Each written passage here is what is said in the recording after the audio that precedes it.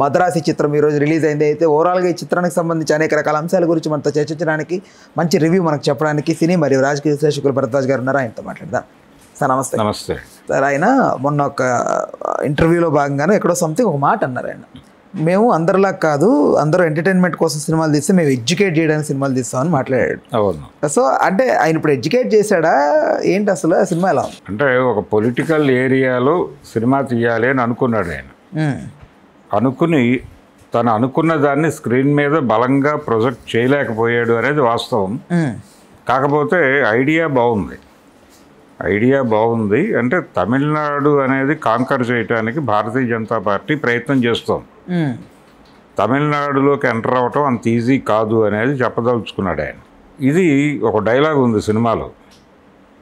మద్రాసి అనే టైటిల్ పెట్టినప్పుడే ఇలాంటి కంటెంట్ ఏదో ఉండబోతోంది దీనిలో అనే విషయం ప్రపంచానికి అర్థమైంది. ఇందులో ఒక డైలాగ్ ఏంటంటే, ఒక ఎన్ఐఏ ఆఫీసర్తో చెప్పిస్తాడు పైగా డైలాగ్, మతం పేరుతో దేవుడి పేరుతో తమిళనాడులో ప్రవేశించటం అంత తేలిక కాదు అనేటువంటి ఒక డైలాగు ఉంది సినిమాలో.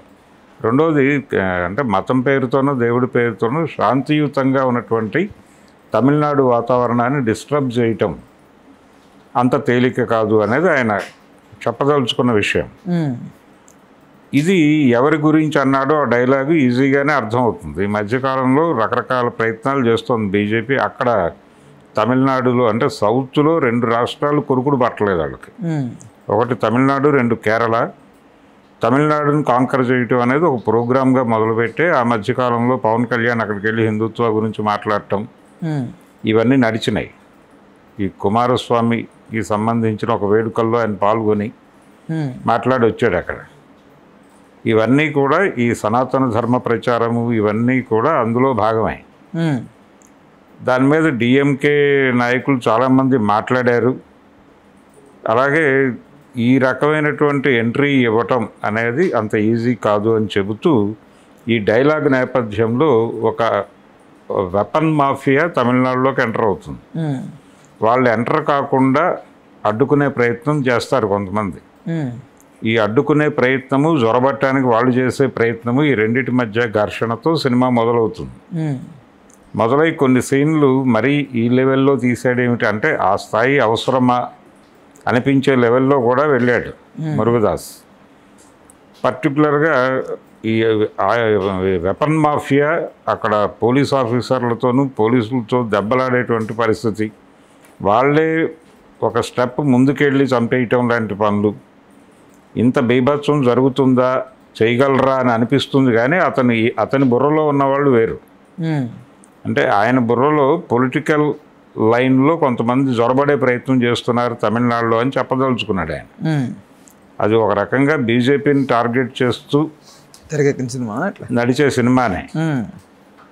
అందులో చివరిలో ఈ ఎన్ఐఏ ఎవరైతే ఈ లోకల్ ఆఫీసర్ ఉంటాడో అతన్ని తప్పించేసి ఒక నార్త్ ఇండియన్ తీసుకొచ్చి పెడతారు. అతను ఈ వెపన్ మాఫియాతో కలిసిపోయి లోకల్ పీపుల్ని ఇబ్బంది పెట్టేలాగా, వెపన్స్ సరఫరా అయ్యేలాగా ఒక ప్లాన్ డిజైన్ చేస్తాడు. అంటే నార్త్ ఇండియన్ ఆఫీసర్లు ఎలా దుష్టశక్తులతో కలిసిపోతారు అనే యాంగిల్ కూడా ప్రదర్శించేశాడు.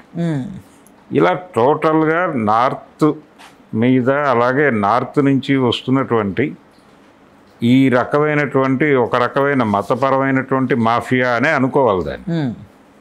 ఈ మతపరమైనటువంటి మాఫియా సౌత్లో ఎలా అన్రెస్ట్ క్రియేట్ చేస్తోంది అనేది డిస్కస్ చేయటం కోసం తీసిన సినిమా అది.